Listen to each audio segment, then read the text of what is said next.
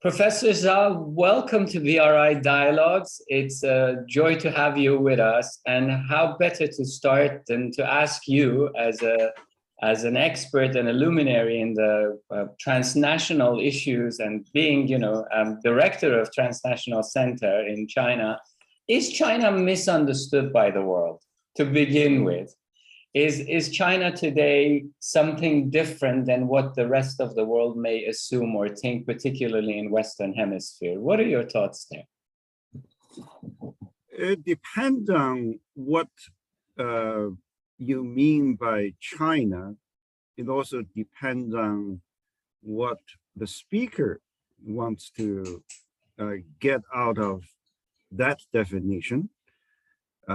Misunderstanding is normal, sometimes out of good intent, sometimes with a bit of a malicious intent, but nevertheless, I would think misunderstanding goes both ways. There is also a good deal of misunderstanding of others here in China.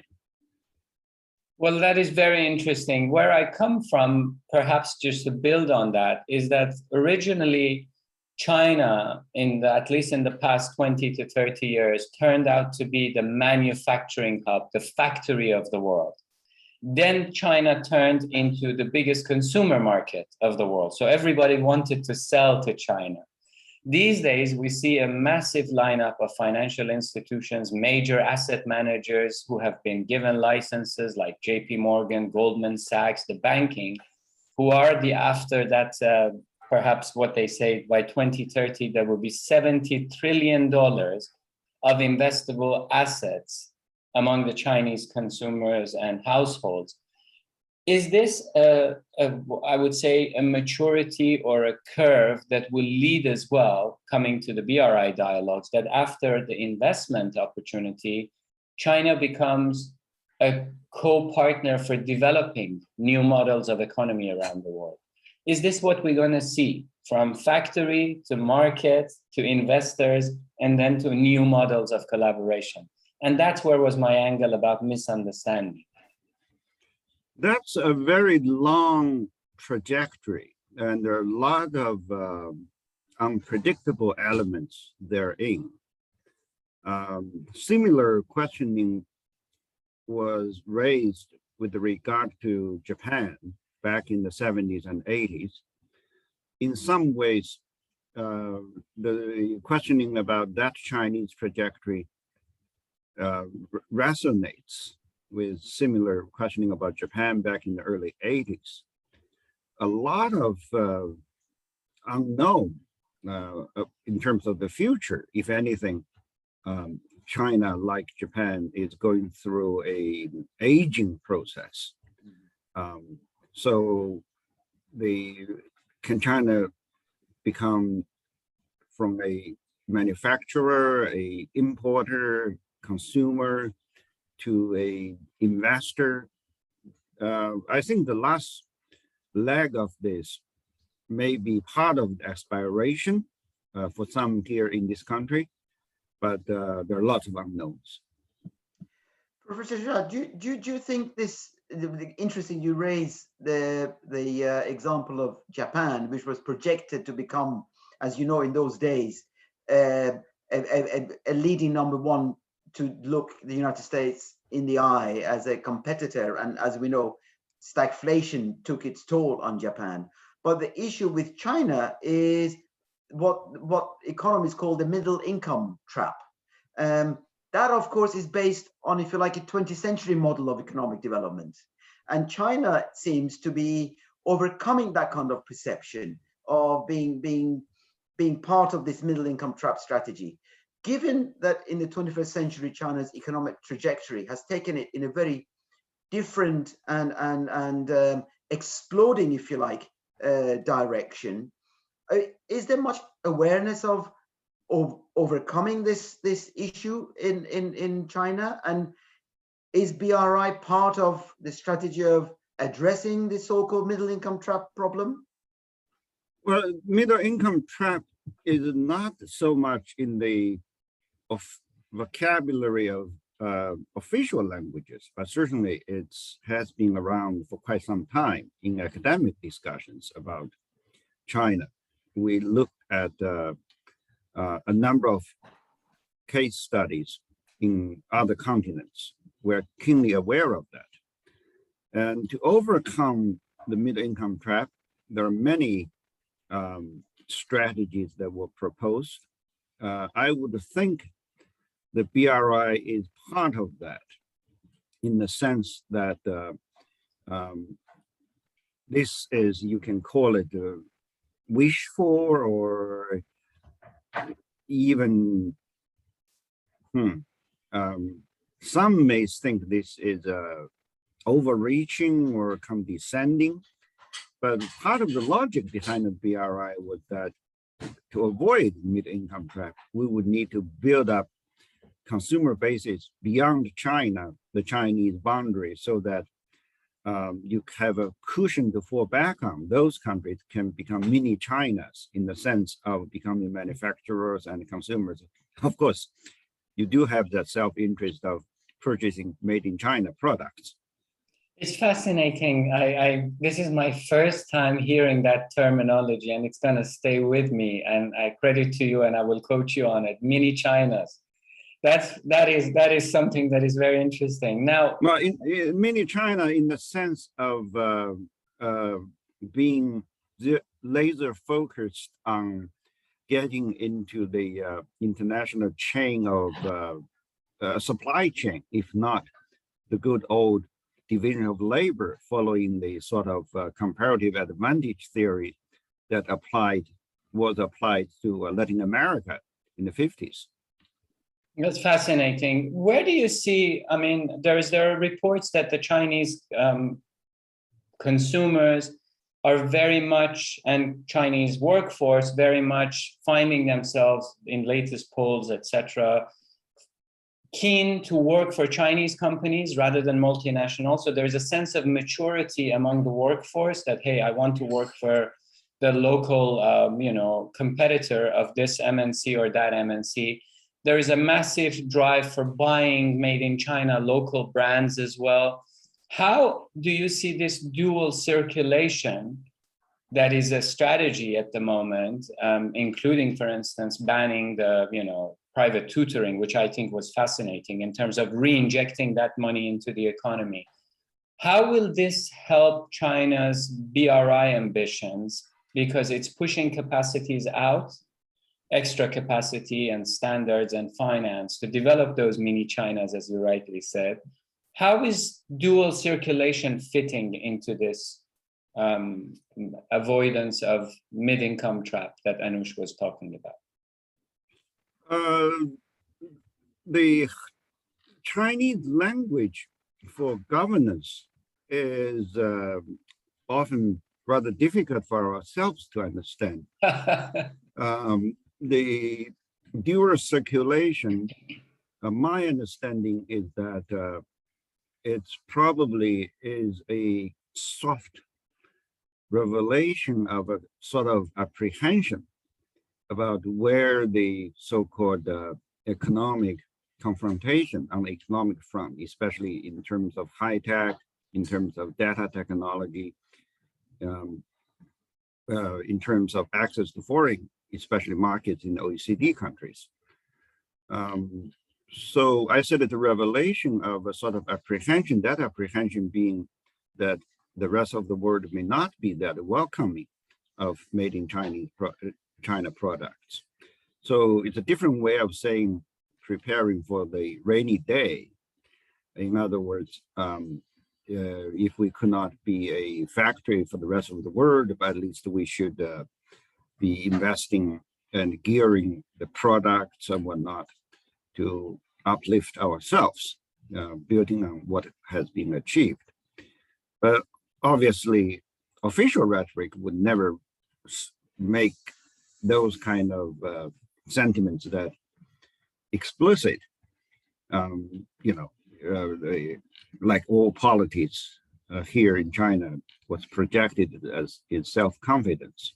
But I think the dual strategy is more a again, is more revelation of a sort of sentiment that the rest of the world may not be that friendly anymore. There's very interesting momentum at the moment, and I'll stop in a minute. A lot of people think, at least even in the think tanks and in the foresight centers around the world, that part of this decoupling is being accelerated by the misunderstanding and the way United States in particular is treating China. So China didn't have the urge to decouple, for that matter, this soon, this early, because it's not being welcomed, as you rightly said, in certain areas. It is finding that it has to accelerate its decoupling. Would you agree with that? I gave a talk at some other function on decoupling. Actually, later on, I wrote up a short piece in the South China Morning Post. It's a matter of definition, I would think. It depends on what we really mean by decoupling. Some of that rhetoric coming from North America, let's say the United States, is based on an assumption of a sort of hierarchy with the US or even Europe at the top. In other words, there was a treatment of maintaining the basic element of a WTO type of arrangement, what we used to call MFN, most favored nation treatment, treating that as a sort of free give out. In that sense, I think the decoupling is misconstrued because MFN is the most basic and is reciprocal. When you talk about even with technology, high tech or technology that can make production more efficient, you see, all technologies have to have a market, have to have a commercial dimension for it to be to move out of the laboratory and into the market and into the financial world. The third dimension of this is that it's very normal, actually, when you are in technology or when you are dealing with what's called critical resources, that you may want to diversify either your source of supply or your customer base. So it really depends on what decoupling means. If decoupling is based on the notion that it was all a one-way street giveaway to China, I'm no more, that sometimes that's an underlying sentiment in the decoupling talk we hear, but I don't think that's so true. But just one last phrase, sentence is that for China, or the thinking I come across here in this country is that we probably, just like in other countries, share the sentiment that diversification in terms of sources of supply, in terms of a consumer base of your products, is normal. It's not decoupling. It's very interesting because I was reading this week the latest issue of Foreign Affairs magazine, and there is an interview, not an interview, but a column, an essay by John J. Mearsheimer, professor of political science at Chicago University. And it's very shocking because he says that this rivalry of big powers is destined to happen. But there was one line in his article which he says the next year the United States blundered again by allowing China to join WTO. This is, so there is this mindset that China could have been contained and not even allowed into various bodies of, WTO, most favored nation, and all of that. I think there is a dislocation, in my view, Professor Zha, of how can you keep 1/5 of humanity out of the global commerce. This baffles me that, even that when they're doing the post-mortem, all the focus is on slowing the rise of China as optics. And some are saying China shouldn't have been let into WTO. which defeats the whole purpose of global markets and open economy. I can't reconcile that in my head. Maybe Anush wants to weave in.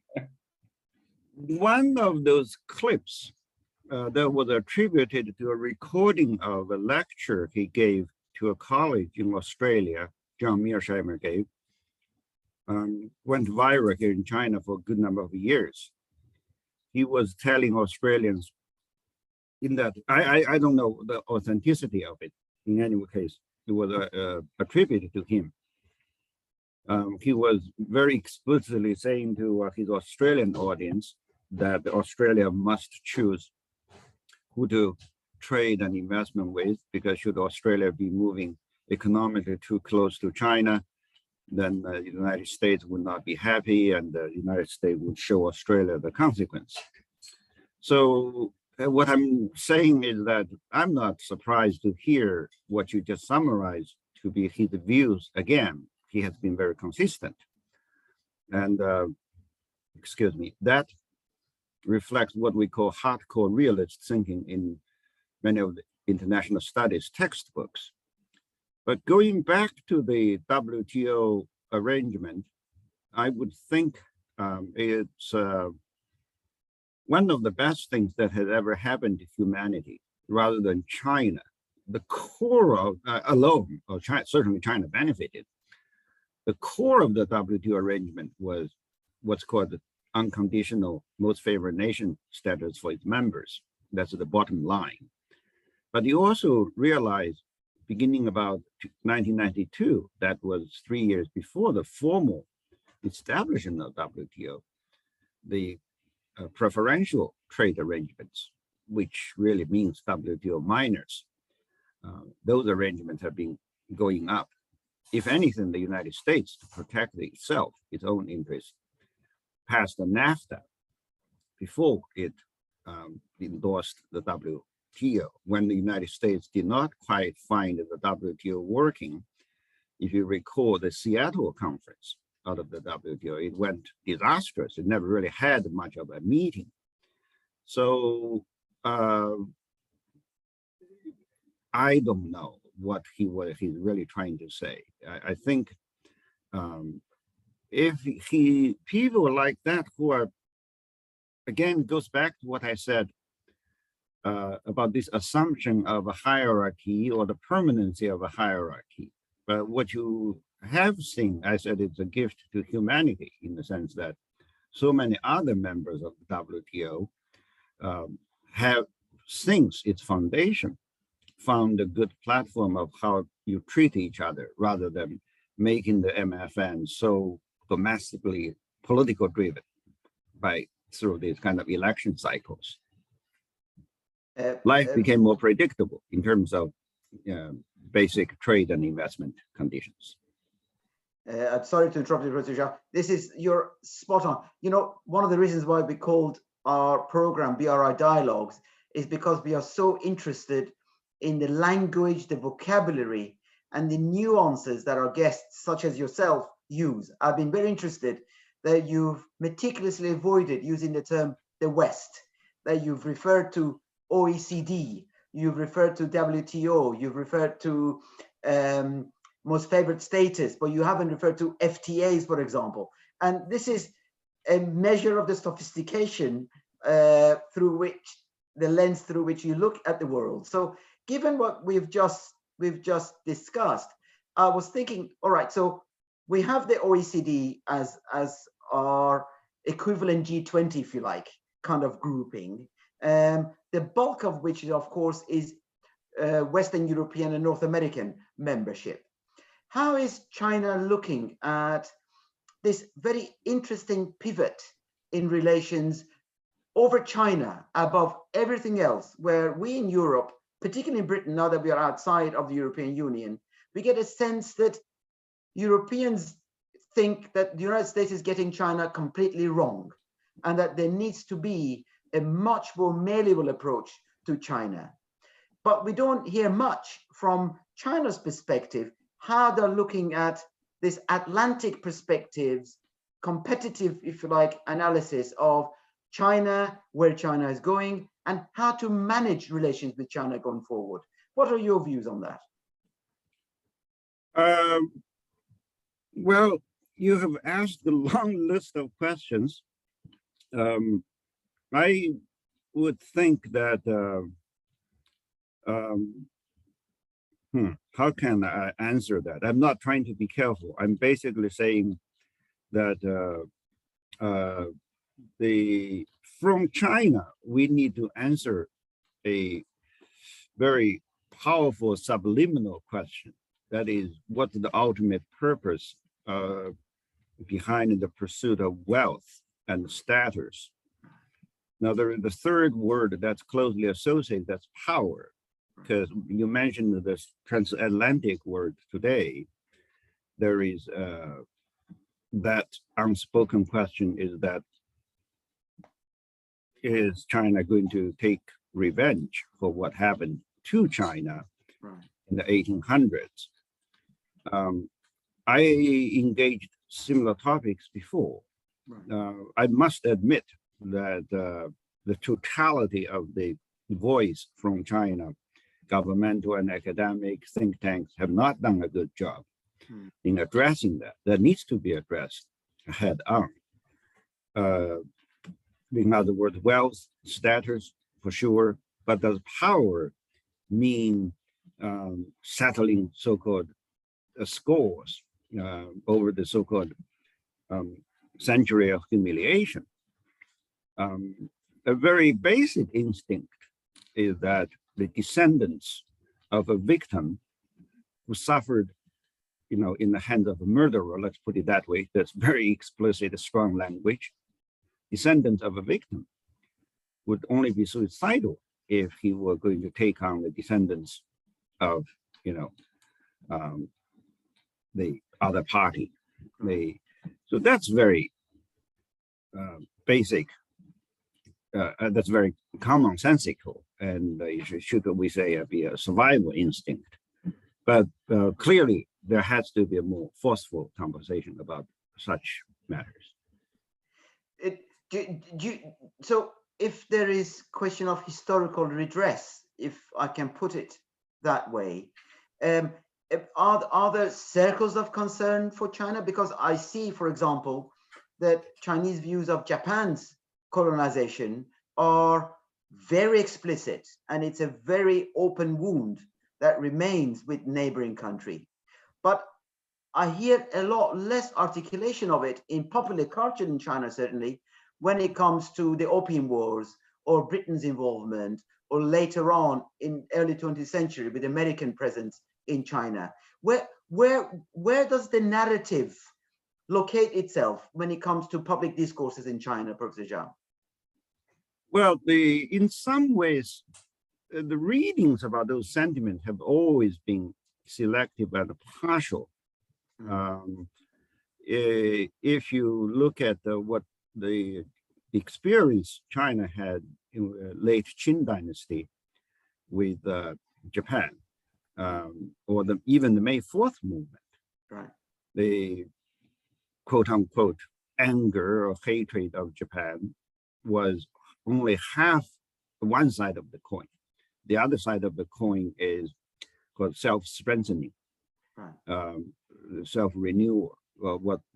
Although you had this so-called dichotomy of science versus democracy, the Qin dynasty, in its decaying years, sent hundreds after hundreds of young people to Japan, to the United States to study science.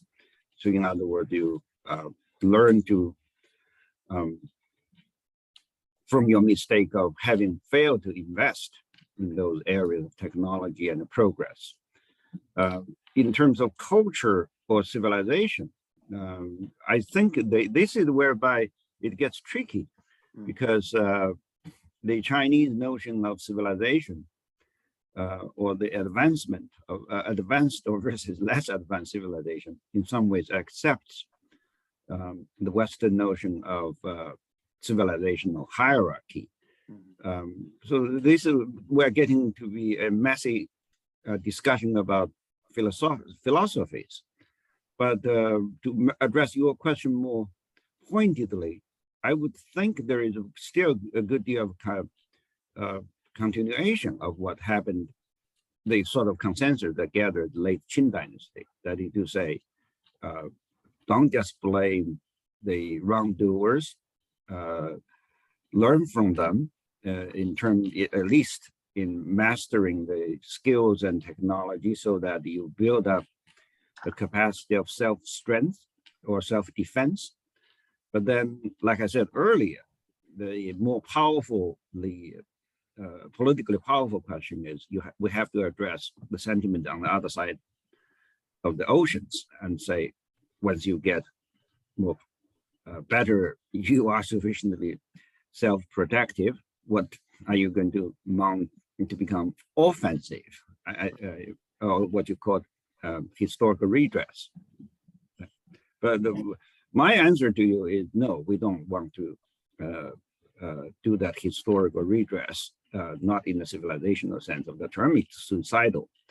But then lingering in this sort of debate or intervening, a very powerful intervening variable here is territorial matters on the ocean, Taiwan, you've got East and South China Seas.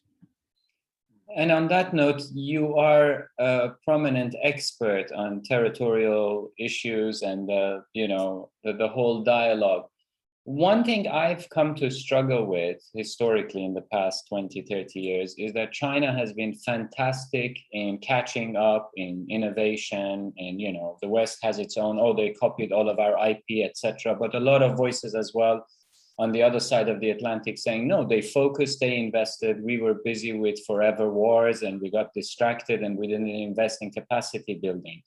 But one area that China has, to a great extent, I would say, fallen behind is the communication strategy and diffusing. And my question to you is that how can a country be so focused, laser focused on bringing its game and product to town, first, as I said, for manufacturing, then for a consumer market, today the investments, but yet be so, I would say, constrained, for lack of a better word, in packaging its story and narrative for the rest of the world? Where is this handicap in communication strategy from China?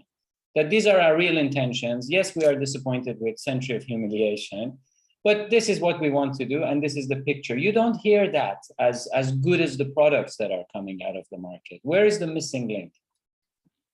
I would attribute this to the society being, it may not be by design, but probably more by default, monocultural or monolingual. That's one facet of it. Again, if you use Japan as an example, many Japanese would make similar comments, about how they were treated in the 70s and 80s. They were contributing in the material sense. That's one facet. Another facet is probably generational in terms of time. We have had the past 40 years of several generations of our leaders, let's say elites and society, trying to overcome poverty, trying to bring ourselves up in the material sense. There has not been much of awareness. But then language is certainly an issue. And one of the very intriguing phenomena is that although the Chinese as a population or as a race or as a culture are probably as global as you can find, we have so many Chinese diasporas around the whole world. But the diasporas don't seem to have much of an impact in terms of being that sociological sense of bridge between China and the societies that take up residence in, and that will probably have to continue for a while. And that's why, including myself, a lot of us argue that one way for us to get out of that conundrum that has been true of what you just said is to make China more internationalized. We should be opening our society and the borders wider for foreign cultures, foreign individuals to take up residence, to have the interracial marriages, to have the, let's say, British towns Britain towns in China, or whatnot, rather than just Chinatowns around the world. That is so interesting, because as you were speaking, I was reminded of the wonderful richness of so-called Chinatowns in so many North American and European countries. And even just north of here, Newcastle, we have a small Chinatown.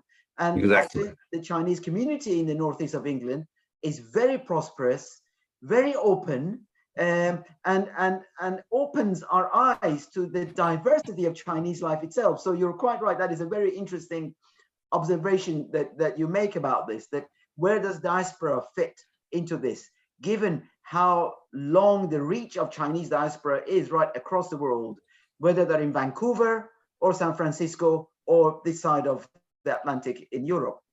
Right. Changing gears slightly, Professor Zha, and I know that we are taxing your time and your mind here. You, like the rest of us, would have been focused on COP26. So, and you know that there has been a lot of commentary about whether China has been here, has been absent, has been dithering or not, and so on. But from your own perspective, what is your take on COP26?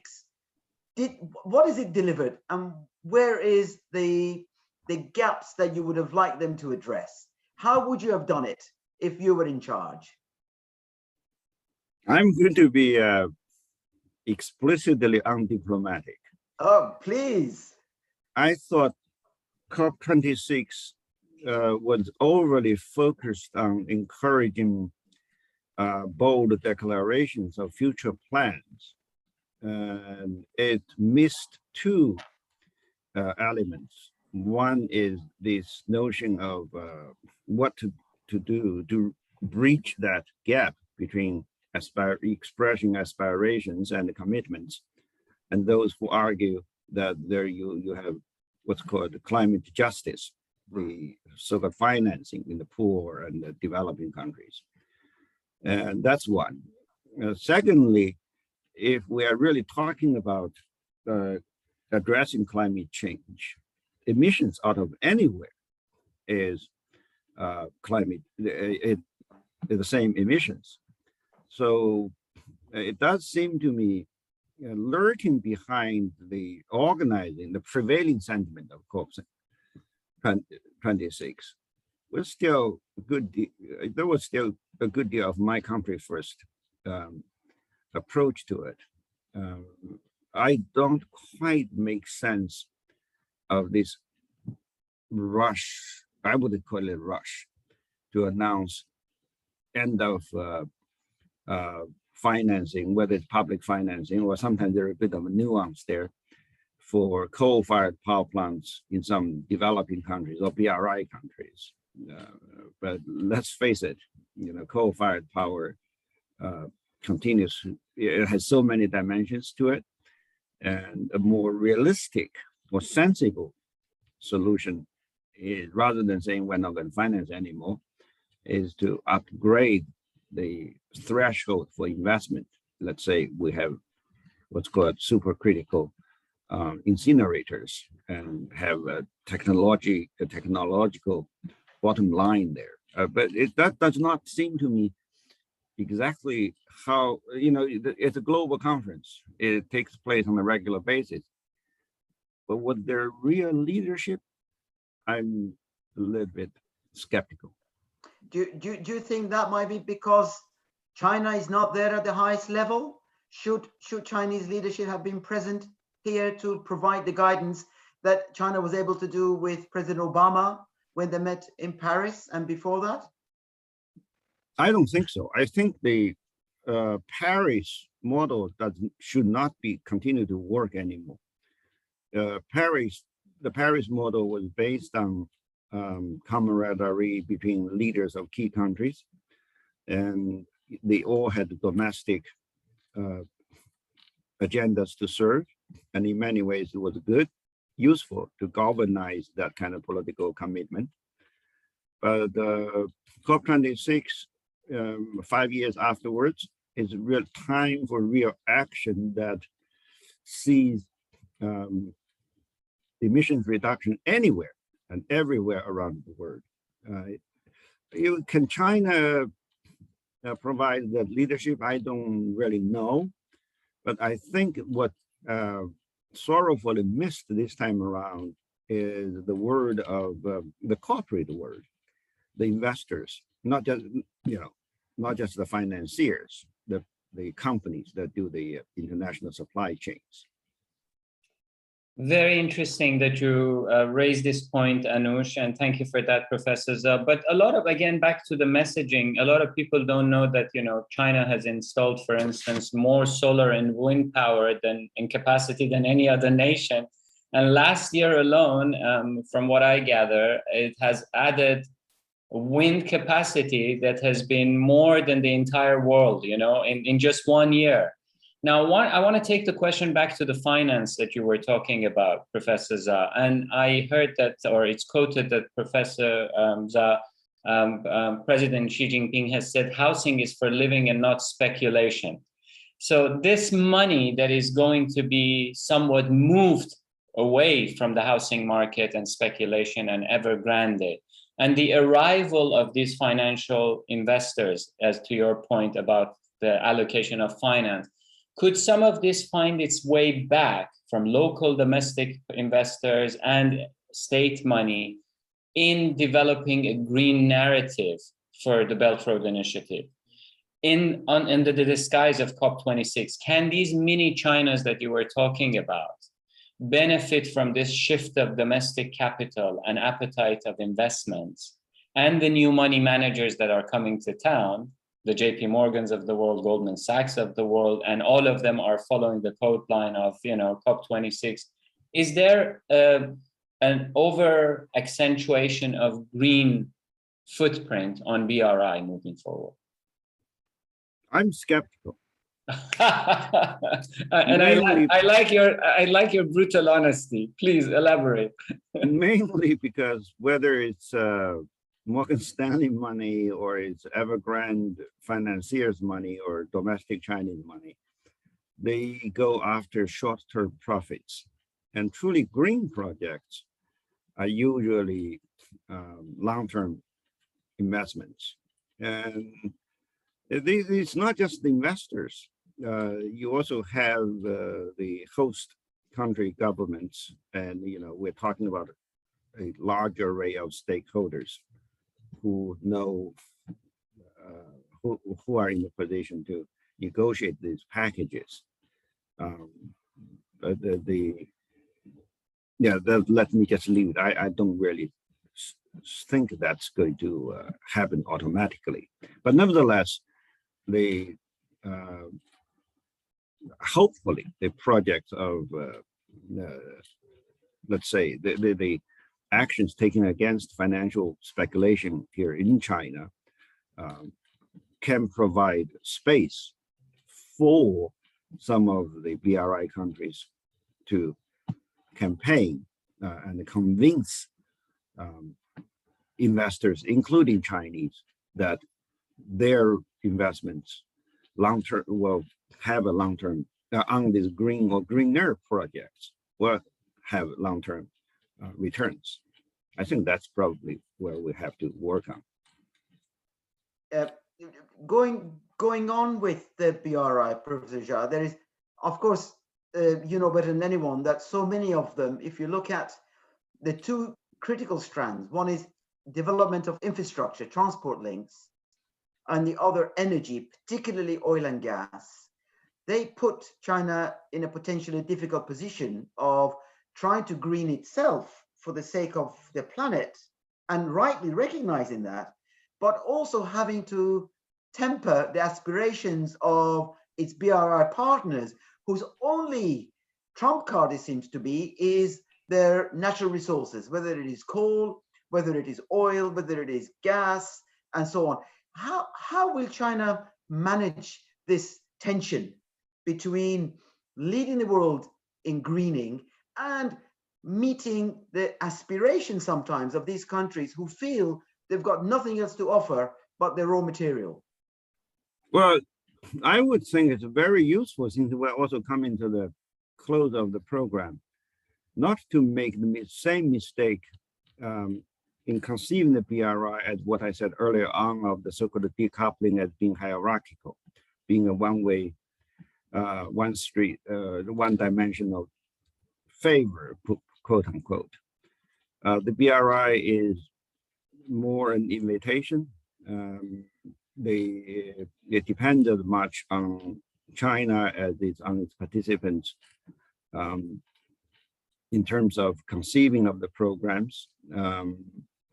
It's open-ended. It does offer a lot of imagination, but the quality of the conceptualization of each and every program is a collaborative effort, should I put it that way? Yeah. Professor Zha, as Anush said, we know your time is precious. I always close our sessions, and before Anush wraps it up, with one question to people like you who are in many ways the wizards of China relations and the West. If you were to leave our audience with two pieces of advice to the sinophobes and xenophobes and to the xenophiles, what would be your message to each of those two cohorts? I would think there are 2 points of a message. One is to situate their understanding of China, not necessarily by being more Chinese, but by looking at these more project specific and conduct horizontal comparisons of other countries or other civilizations that could have handled this. We here in China can benefit from that.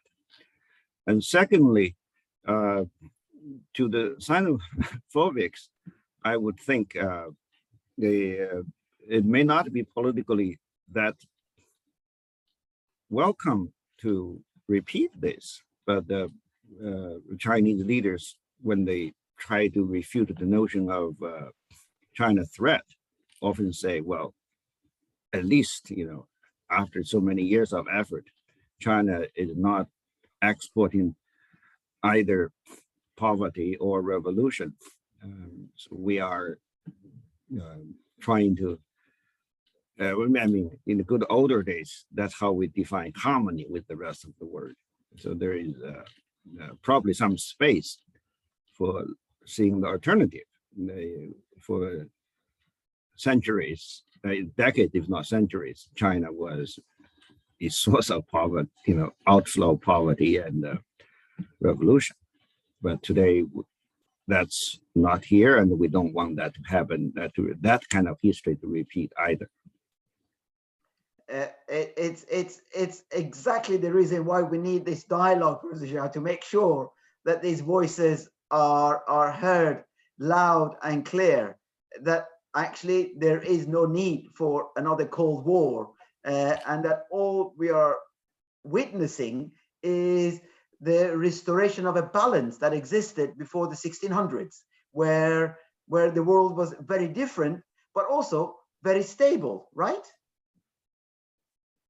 Certainly. Thanks a lot for having had me.